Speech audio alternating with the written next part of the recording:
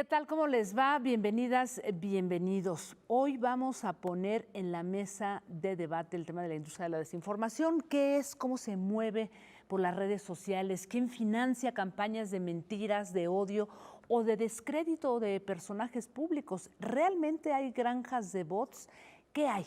¿Qué hay detrás de todo esto? Así es que hoy vamos a hablar de este asunto a propósito de un hashtag que lleva posicionándose en Twitter desde hace casi 4 meses, algo inédito, y me refiero al tag José Ramón López Beltrán, que en estos días pues ya va como en el número 104 o 105. ¿Quién está detrás de esta campaña? Bien, pues vamos a hablar de todo esto con 3 destacados investigadores y déjenme empezar contigo, mi querido Luis Ángel Hurtado. Me da muchísimo gusto darte la bienvenida nuevamente aquí a Debate 22 y bueno, felicitarte por este laboratorio de tecnopolítica que ahora está funcionando desde la Facultad de Ciencias Políticas. Bienvenido. Pues, un gusto, como siempre, estar contigo, Grande. Gracias. Muchas gracias. Y bueno, déjame presentarte a ti también, Patricia. Patricia Quetzali Baeza. Tú también formas parte de este laboratorio. Así es, estamos en este laboratorio. Un gustazo estar contigo, Jacaranda. Muchas gracias a ti. Y el otro tocayo, Luis Alfredo Martínez Cortés, que también es integrante de este laboratorio de tecnopolítica. ¿Cómo estás? Bienvenidos. Muy bien, Jacaranda, por aquí. Qué bueno, pues me da muchísimo gusto y más que pues la facultad, ¿no? Esta universidad, mi facultad, que también es mi alma mater, pues esté trabajando en estos temas y agradecerte, bueno, porque quiero compartirle al público que hoy nos traes una exclusiva de todo esto que han estado investigando sobre este hashtag, ¿no? Que lleva pues ya un buen tiempo ahí. ¿Qué está pasando? A ver, cuéntanos un poquito. Bueno, primeramente muchas gracias, Jacaranda. Justamente nosotros venimos a este espacio, te agradezco muchísimo, a presentar los resultados de una investigación que lleva aproximadamente 2 meses, sí. 2 meses en construcción, alrededor de un hashtag muy inusual y es un hashtag que ha roto en todos los sentidos récords. Se ha posicionado ya casi, va para 4 meses de posicionamiento. Sí, qué cosa. Y en ese sentido, no ha habido en la historia de nuestro país un hashtag que se haya mantenido durante tanto tiempo. Ha habido ciertos casos, el más emblemático, el hashtag Yo Soy 132, ha habido hashtag en temporada, por supuesto, de elecciones que se han posicionado alrededor de 30 días, máximo 40 días, pero ninguno que sobrepase los 100 días. Y justamente este hashtag está respondiendo a este llamado. Pero nosotros cuando empezamos a estudiarlo, decíamos, ¿atiende a un llamado ciudadano o atiende a un llamado más bien de intereses que están detrás por posicionarlo? A partir de eso, nosotros en el Laboratorio de Tecnopolítica decidimos analizarlo, decidimos desentrañar qué palabras se están utilizando, alrededor de qué círculos están, posicionando este hashtag y sobre todo hacer conjeturas o ciertos indicios para futuras investigaciones de decir quién está detrás de todo esto, quién se quiere apoderar o quiere posicionar estos temas, esta conversación en una red social que últimamente ha generado mucha tendencia, que es el caso de Twitter. Sí, totalmente. Bueno, pues vamos a ponerle un poquito de suspenso y antes de que me digas quién está detrás de todo esto, cómo está funcionando, déjame ir contigo, Patricia. ¿Cómo trabajaron esta investigación? ¿Qué hicieron? ¿Qué empezaron a rastrear por ahí para llegar a estas conclusiones?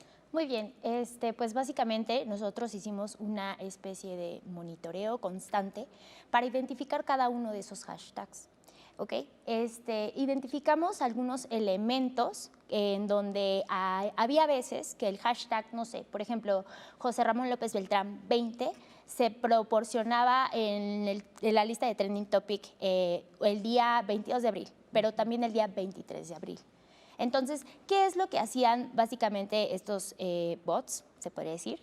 ¿Sí son bots?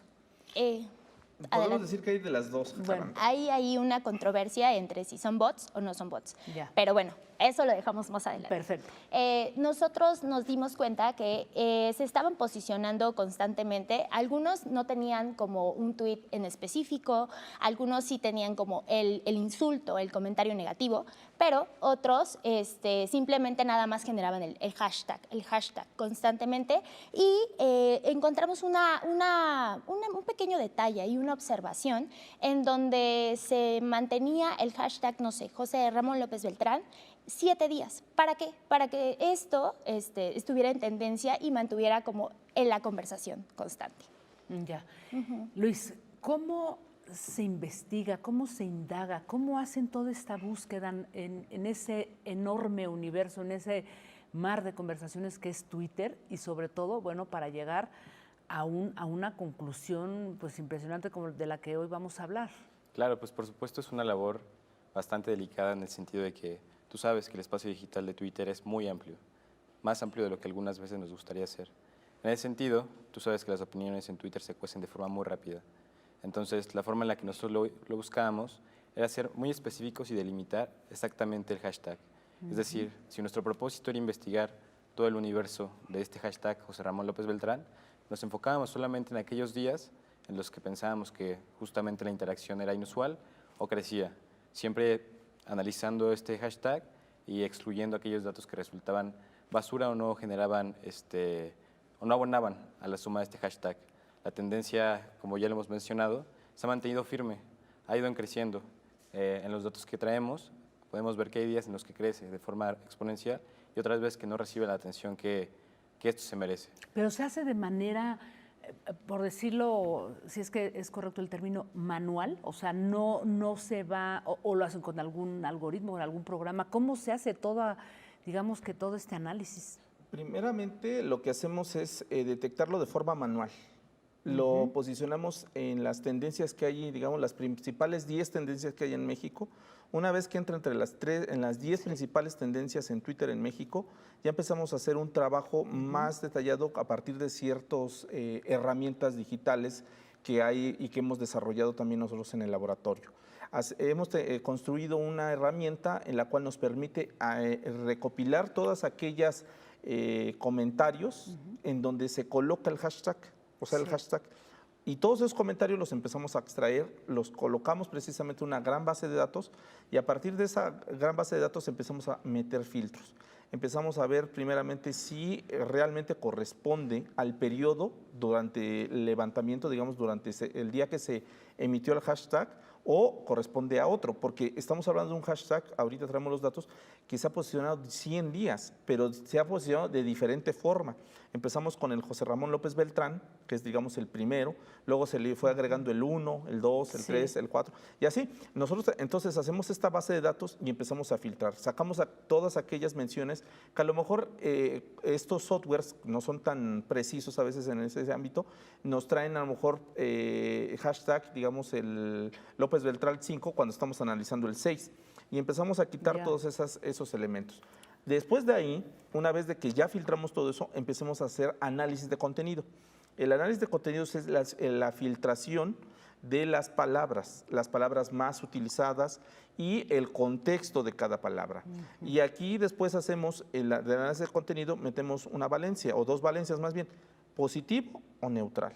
Positivo, todas aquellas palabras, digamos, que se suben al tema o se suben a la tendencia y que buscan defender al personaje, ya sea directamente a José Ramón López Beltrán o defender a Morena o defender al presidente López Obrador. Y negativo, justamente todo lo contrario, atacar directamente al personaje, atacar directamente al partido, a la 4T o inclusive al presidente. Entonces, bajo todos esos elementos, ya empezamos a hacer ese trabajo fino y encontramos pues todos estos datos. Te debo de decir que fue un análisis de miles de conversaciones, más bien millones de conversaciones. Sí, la primera tendencia tuvo aproximadamente más de 1 millón de conversaciones que giraron alrededor de ello. Y así todos estos cortes que vamos a presentar a lo largo del programa tuvieron justamente incidencias muy fuertes. Estamos hablando de conversaciones de más de 1 millón de personas que estuvieron interactuando alrededor, digamos, de este hashtag. Y hay cuentas, hay personajes bien identificados, ¿no? Porque yo de pronto veía por ahí algunos decían, me estoy equivocando o están insistiendo, había Twitter Space también, ¿no? Que se hicieron con el mismo hashtag. ¿Eso también lo valoraron? O sea, los Twitter Space que se hicieron a partir... Por supuesto, porque giran alrededor, el hashtag no lo podemos ver en lo individual, sino tenemos que introyectarlo o colocarlo en el contexto. Un contexto político, un contexto económico y un contexto social. Digamos, los tweet space justamente los primeros hashtags que se elaboraron alrededor de José Ramón López Beltrán, pues iban alrededor de otro hashtag que se generó, que fue el de Yo Soy Loret. Sí, Todos somos Loret, sí. exactamente. Y en eso, pues es indudablemente que estaba involucrado alrededor también de ese contexto que se estaba dando, con las conferencias, por supuesto, del presidente, por supuesto, con toda esta situación o el contra hashtag que se generó, no todos somos Loret, etcétera, etcétera. No podemos ver al hashtag de forma pura o individual, tenemos que meterlo en un contexto porque el discurso por sí mismo no tendría un valor y por lo tanto no tendría también un significado si no lo metemos alrededor de algo. Ya, antes de que empecemos a desmenuzar, porque tenemos varias, tenemos pues varias hojas y varias cosas que les vamos a ir presentando mientras ustedes van pues hablándonos de esta interesantísima investigación. Pero antes nada más preguntarte, Patricia, ¿por qué, digamos, posicionar esto en Twitter? O sea, realmente Twitter es la red que genera toda esta conversación, no es Facebook, no es otra red por ahora. Así es. Básicamente podemos denominar a Twitter como la red más viralizante, podría decir. ¿Y por qué? Lo mencionábamos anteriormente afuera de cámaras. Actualmente en Facebook la conversación que existe tiene una similitud. La gente con la que conversas y con la que interactúas es gente que tiene una similitud a ti. Ya, mucho más orgánico, muchísimo más orgánica, es gente más cercana a ti. ¿Por qué? Porque Facebook tiene la famosa llamada filtro burbuja, en la cual la gente conversa y tiene toda esta similitud a ti. Entonces, si tú, no sé, por ejemplo... Pero Twitter también, ¿no? Sí, pero ahí la burbuja se rompe. De alguna forma es más fácil posicionar un tema dentro del espacio público digital de Twitter que posicionar un tema en Facebook. Es por ello el alcance es mayor. ¿Por qué? Porque no existe esta burbuja, no existe esta barrera que, a diferencia de otras redes sociales como Facebook o Instagram, que pues básicamente son lo mismo, pues sí existen esas barreras en donde es casi el algoritmo juega y de alguna forma te arroja gente afín a ti. Si se dan cuenta, en la red social Facebook, la mayoría de las personas son quizá conozcas a, y de alguna forma se forma una cadenita, pero esa cadenita te encierra y entonces no sales de ahí. A diferencia de Twitter, en donde logras posicionar temas y logras brincar más allá. Es por ello que el ciberactivismo y diversos, pues algunos hechos históricos, pues han logrado posicionarse en Twitter, como el Yo Soy 132, etcétera. Y como hashtag claro, del que vamos a hablar. Supuesto. A ver, vamos a hacer una pausa, pero tú le dices al público qué vamos a encontrar ahorita, mientras vamos a pasar las láminas que forman parte de toda esta investigación. ¿Qué hay detrás de esto? Bueno, primeramente estamos presentándoles, debo decirlo en exclusiva, una investigación en la cual detallamos los principales, por lo menos unos de los tantos temas de tendencia alrededor del hashtag José Ramón López Beltrán, y van a ver algo que se llama nube de palabras. El nube de palabras es justamente una técnica que se utiliza en análisis de contenido para destacar cuáles son las palabras más utilizadas y sobre todo para destacar también los grados de positividad o negatividad de un discurso. Lo que vamos a ver es justamente eso, cómo cada hashtag tuvo ciertos momentos, ciertas palabras utilizadas, ciertos actores y en llegado momento ciertos elementos positivos y ciertos elementos negativos. Pero algo muy importante, no quiere decir que fueran aislados, hubo una operación orquestada porque hubo palabras muy frecuentes o recurrentes o ciertos actores que constantemente se estuvieron repitiendo durante estos más de 100 días. Bien, pues vamos a hacer una pausa y regresando nos vas a decir quién está detrás de esta operación orquestada. Por favor, ya no nos tengas así en suspenso. Volvemos en un segundo.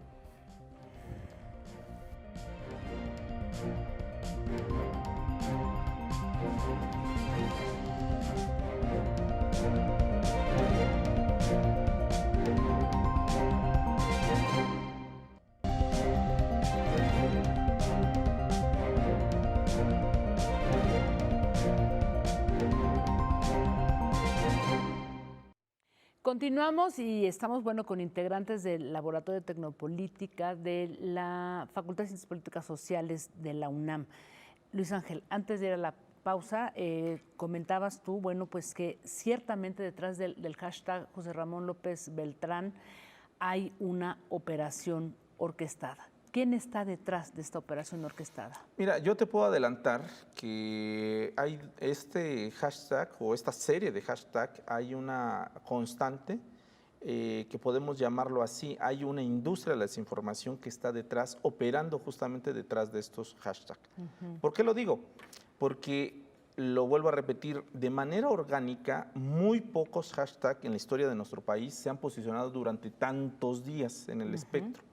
Y aparte de eso debe haber un interés colectivo muy fuerte, o sea, un interés en el sentido de decir, bueno, son las elecciones, o gira alrededor de un acontecimiento como digamos el caso del sismo del 2017, o sea, esos elementos, bueno, a lo mejor incentivan a la gente a estar conversando alrededor de este hashtag.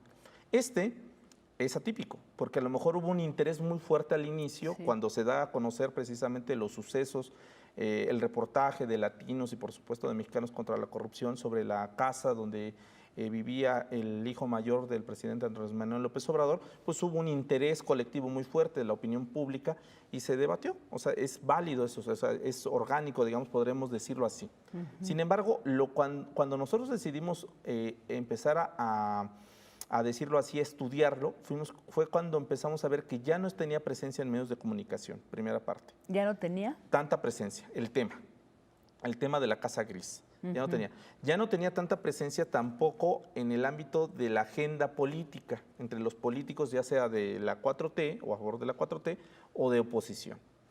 Y tercero, que tampoco era parte de la agenda ciudadana, o sea, de la agenda ciudadana de las personas alrededor de la gente. Y sin embargo seguía. Y sin embargo nos despertábamos todos los días y veíamos o abríamos nuestro celular, ingresábamos a Twitter y ahí estaba el tema, constantemente. Y es cuando nos empezamos a preguntar, ¿esa constancia corresponde a un activismo social, ciudadano, o corresponde a otro tipo de intereses?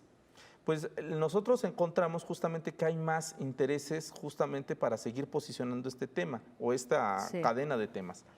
Y ahí es cuando decimos, entonces se introduce la industria de la desinformación. ¿Qué es la industria de la desinformación? La industria de la desinformación es justamente una industria, es todo un corpus de personas que están operando justamente atrás de generación de contenidos. O sea, la industria genera insumos. ¿Cuáles son los insumos? La información. En este caso es la desinformación. O sea, la desinformación porque están buscando alterar el debate público, introduciendo un tema que no es relevante del debate público, pero que lo vuelven relevante porque hay personas ahí operando detrás de ello. Esta industria entonces opera de diferentes formas. Opera a partir de estas famosas granjas de bots o de cuentas automatizadas, que son las que comúnmente nos encontramos, pero también a partir de softwares ya muy avanzados, en los cuales a partir de cuentas ya los famosos cyborgs, en los cuales nada más están posicionando el tema, o sea, el hashtag, no publican otra cosa, o sea, es el tweet con el puro hashtag. Entonces, esto nos lleva justamente a que se haga pues más grande y haya intereses. Luego, a partir de eso también hay construcción de narrativas falsas, o sea, imágenes, videos, comentarios e inclusive noticias que Sí, porque ya se habla de todo, ¿no? O sea, no Exactamente. solamente estaba vinculado con la Casa Gris, sino ya con cualquier otra información, ¿no? Exactamente, que está alrededor de ello. Entonces, esta industria de la desinformación es algo bien complejo, es algo enorme. Es como si fuera la industria cinematográfica, pero aplicada a la desinformación. Hay especialistas de todo tipo, especialistas de ciencia de datos, comunicólogos, polietólogos, sociólogos, antropólogos, periodistas, bueno, de todo tipo. Y esto no es algo gratuito, estimada Jacaranda, porque lógicamente todas esas personas pues necesitan un pago para poder subsistir. ¿Quiénes pagan eso? Pues la industria de la desinformación no es solamente en nuestro país, existe en todo el mundo, Claro. en todo el mundo. El caso más emblemático es el de justamente la elección 2016 en los Estados Unidos, cuando gana inesperadamente Donald Trump la presidencia en los Estados Unidos. Y en ese sentido se encontró y se documentó el periódico The Guardian, etcétera, otros medios, fueron a documentar a Macedonia, una ciudad muy cercana de Grecia, que jóvenes se dedicaban justamente a posicionar temas en las redes sociodigitales, pero también a crear contenidos, desde notas, videos, imágenes, audios, que giraron alrededor de una narrativa que era desprestigiar en ese momento a la candidata del Partido Demócrata, a Hillary Clinton. Entonces, hay toda una industria, pero ¿quién la pagaba? Se documentó todo eso. Estos sitios, estas personas que estoy hablando de Macedonia, llegaban a cobrar hasta los $50,000 mensuales por los servicios que ofertaban. ¿Y a qué manera de indagar, de saber quiénes están? Podemos hacer especulaciones alrededor de lo que tenemos, que se han documentado diferentes investigaciones periodísticas alrededor del mundo. El caso del The Guardian, que documentó el caso de Macedonia.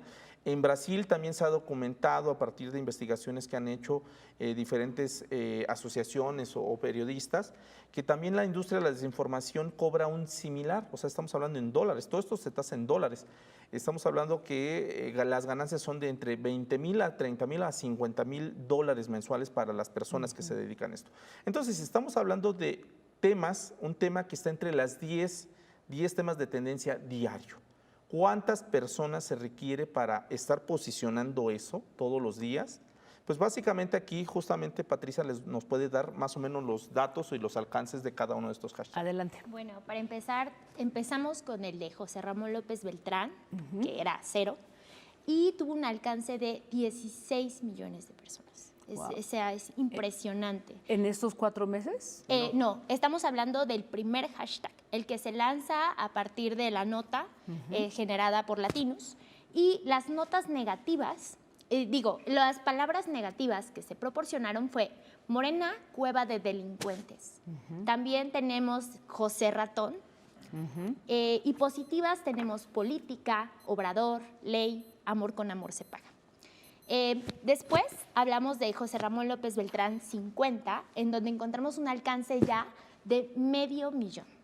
Medio millón. Entonces, ahí es en donde podemos observar que la conversación, como lo mencionaba aquí el doctor, es mínima, o sea, empieza a reducirse, ¿no? ¿Por qué? Porque conseguir que el hashtag se mantenga bastante tiempo, pues obviamente no se iba a lograr, ¿verdad? Entonces, ahora tenemos medio millón y las palabras positivas son presidente, gobierno, AMLO, patria, familia. Y las negativas tenemos el imbécil de Palacio, que fue uno de los hashtags más constantes que se estuvieron presentando a lo largo de los días. También el tema de Beltrán y AMLO corrupto mafioso. Aquí mi compañero Luis también nos va a comentar algunos de las palabras que... Sí. Claro, Jacaranda, creo que es importante mencionar que es muy difícil mantener un hashtag tan grande. Es por eso que las variaciones de menciones son muy relativas. Por ejemplo, el primer día fue una explosión porque se sumó el space de Loret, se sumó la conversación de latinos, de mexicanos contra la corrupción, se sumaron incluso actores sociales e influencers. Veíamos a Chumel Torres, veíamos al mismo Loret, Claudio X González, es decir, actores con muchísimo impacto. Pero es difícil mantenerlo tan grande. Por ejemplo, tan solo 20 días después de pasar de 16 millones de personas que veían y consumieron ese contenido, pasó a solo 2,433,000 personas. Es decir, una disminución bastante importante. Otra cosa bastante interesante de todo este hecho es que no solamente actores políticos, sino en general la conversación pública ha relacionado problemas de la agenda con este hashtag. Sí. Es decir, por ejemplo, el 20, que más o menos estábamos en tiempos se estaba votando la revocación de mandato, dentro de la conversación era muy importante que se posicionara este hashtag. Es decir, las personas lo relacionaban con este hecho. Este hashtag... O sea, revocación de mandato y José Ramón López Beltrán, o sea, hubo ahí cruce. Es decir, por ejemplo, usuarios relacionaban a José Ramón López Beltrán y metían este tema dentro de la crítica. Ya. Por ejemplo, el día 20 tenemos dentro de nuestra nube de palabras negativa, Constitución. Como bien recordarás, dentro de la opinión había este debate muy fuerte entre si era constitucional o constitucional la revocación. Entonces, importante mencionar que no solamente es un hashtag aislado, sino es una herramienta política y una sumatoria de la conversación política que se utiliza como un arma estratégica. Y es muy importante lo que dice Luis, estimada Jacaranda, porque justamente entonces estamos viendo cómo se utiliza un hashtag con fines políticos, para a lo mejor atacar a un adversario o a una persona, Y a lo mejor el caso que pone Luis es muy importante, la revocación de mandato. A lo mejor el hashtag debió haber sido revocación de mandato y no José Ramón López Beltrán 20. Sí. Pero cómo se construyó el interés que hubo detrás de ello para decir, acuérdense cómo es el hijo del presidente, para que cuando vayas a votar, pues votes a lo mejor negativo, ¿no? Y buscar precisamente incidir en la opinión pública para que ese día se marcara justamente la diferenciación o la diferencia y decir, bueno, si vas a votar, pues vota negativamente. O sea, en ese sentido, esta parte nos muestra cómo utilizan justamente el posicionamiento de estos hashtags para manipular a la opinión pública. El interés es manipular la opinión pública en Twitter, porque es la red social que más virulencia tiene, la que más impregna las demás redes sociales. Y si ganan el debate justamente en Twitter, es más fácil que brinque a otras redes sociales y podamos o a a medios de comunicación tradicionales. Exactamente, por ejemplo. a medios de comunicación tradicionales, a influencers, como ya lo mencionó Patricia, como lo mencionó O sea, Luis. sí hay un impacto importante Por desde supuesto. Twitter, luego para expandir a otros. Sí, imagínate, el primer hashtag tuvo un efecto de llegar a 16 millones de personas.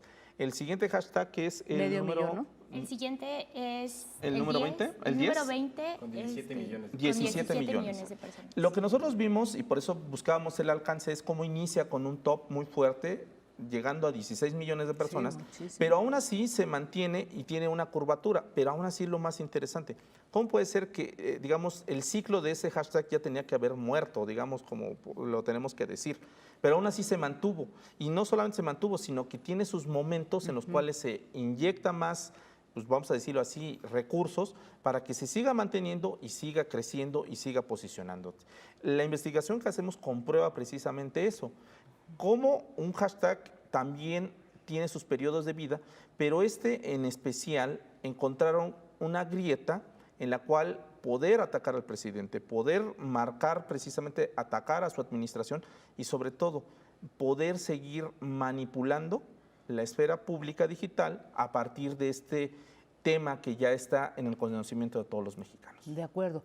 Que desafortunadamente se nos ha terminado el tiempo de este programa, pero antes de irme quisiera que me dijeran dónde puede seguir la gente, pues seguir investigando en esta investigación, o sea, en todo esto que nos han presentado hoy. Bueno, nosotros lo difundimos en las redes sociales del Laboratorio de Tecnopolítica. Sí. Ahí hacemos no solamente esta nube de palabras y damos una explicación detallada de los alcances, inclusive de las cuentas automatizadas, de las cuentas no automatizadas, de los líderes de opinión que estuvieron detrás de estas tendencias.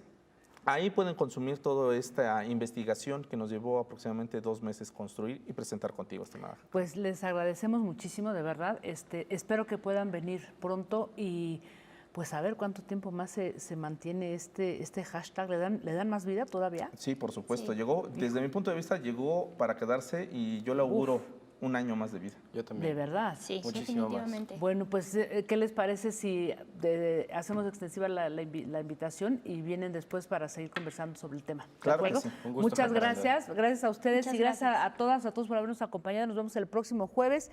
Si quieren ver el programa completo, se queda en la cuenta de Noticias 22 Digital y en YouTube, ahí está. Que descansen.